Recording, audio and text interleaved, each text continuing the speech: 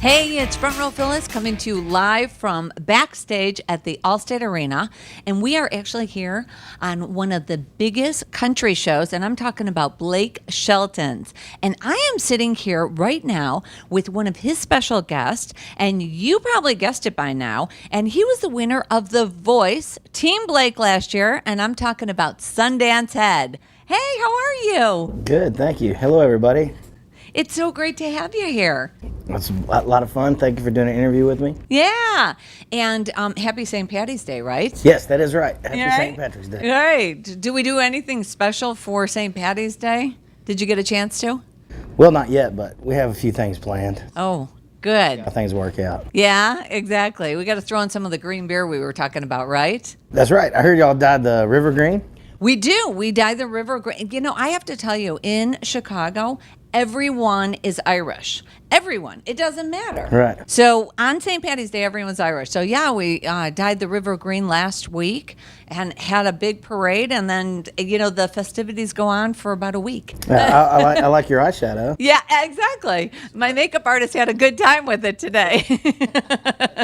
Right. Well, let's jump right in. First off, congratulations on a huge win last year on The Voice. And so tell us a little bit about how life has changed. Well, I've been on the road since I won. I think I've been home 7 days. Okay. So that it's a lot faster than I thought it was going to be, but you know, I guess you know, you got to be careful what you ask for, really. Exactly. What you wish for, right? Because the stars could actually line up. Yeah, Right? I mean, I never imagined that I'd be on tour with Blake. You know, this time. You know, when he told me on the show that he'd do everything he could to help me, I mean, a lot of people give you that kind of pep talk, you know, and Right. they say they're going to do this and that for you, and nothing ever really pans out. So, but you know, Blake's a man of his word, and that's one of the things that I think people can really see about him that makes him so genuine, and Right. he's just a really sweet and awesome guy. So we're really thankful to have this opportunity. That's so great. So I have to say that because I'm a huge Voice fan. Huh? So when I heard you, you know what I love is that your Southern country meets a dash of soul.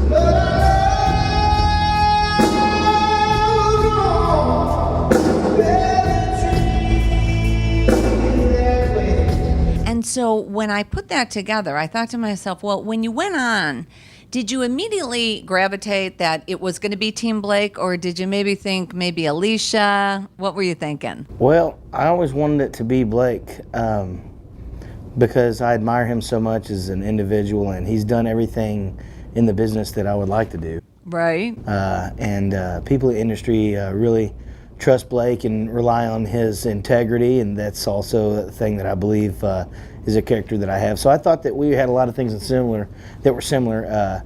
But you know, truth being known, I would have went with anybody that turned for me. Right. I just want to get on the show. I know exactly, So- right? So you were also on season 6 of American Idol. Right. Semi-finalist.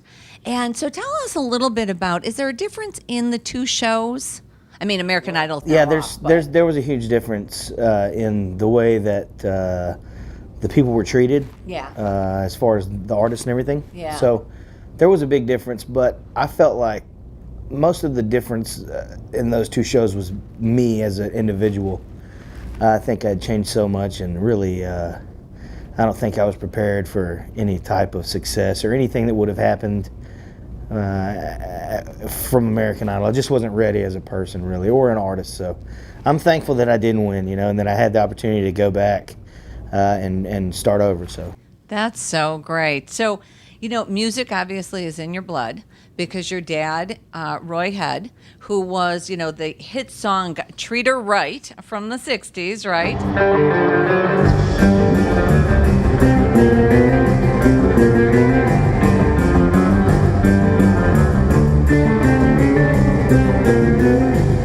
So what are some of the stories that you can tell us from childhood? Can you tell us like one story? Oh, well, I've got a lot of them. Yeah.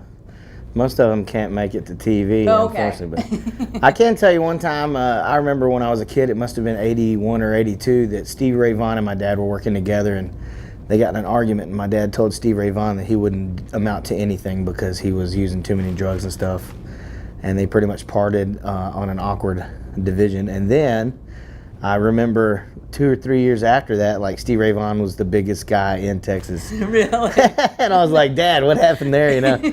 I just remember that, and I remember meeting a lot of artists and musicians as a kid. But when I was growing up, I didn't realize that everyone didn't play music. I thought that everyone did, because everyone that I knew, they were either musician or carnies, basically. So Yeah. it was kind of a wild time to grow up. Right?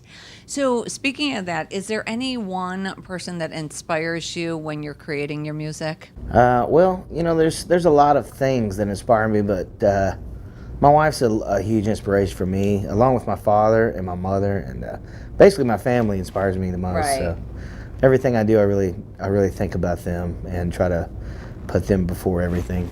Right. That's so great. So, you are in the middle of creating an album, right? Yes, ma'am. And can you tell us a little bit about it? Well, we've got a lot of songs that we've written already. We're in the process now of recording the single that we're going to release, and I think that it's going to be received well. I think people are going to enjoy this music, and I'm very excited to have the opportunity to possibly be one of the forebearers of bringing great music back to country. Basically, nothing against what's going on now. Just I don't believe that you're going to hear anything on my record with a rap hi-hat beat or anything like that.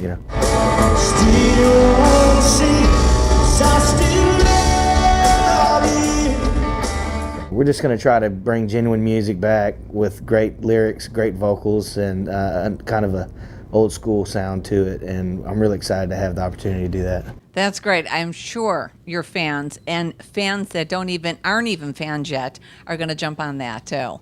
Well, thankfully we've had folks like Chris Stapleton and Sturgill Simpson and Blackberry Smoke. These kind of great, awesome bands and acts that are out there that have opened the door for guys like me. So I'm really thankful to have opportunity to come up and give them some reinforcement. I love that. So besides music, I know that it's hard to believe, but there's one or two things. Is there something that you like to do that's outside of music? Well, I love to hunt. I love to fish. I like spending a lot of time alone in the woods. Yeah. I really enjoy that. And Yeah. so I missed all the deer season on The Voice, and now I'm missing all the fishing season back home because I'm touring. We'll have to catch it next year. I have to catch it next. Right? So here's my last question. It's actually a really fun question. It's my trademark question. Okay. If you were a groupie for any artist or any band, and they can be dead or alive, who would it be for? That's a really good question. Right? I would say Patsy Cline. Oh, I love that. That's so great. How come? Well, the reason for me is her voice. It made me cry. It's so beautiful. Right. So I would just like to be hanging around and listen to her sing. Yeah, that is that's awesome. Well, Sundance, I thank you so much. And for all this information and more, just go to frontrowphyllis.com. That's her.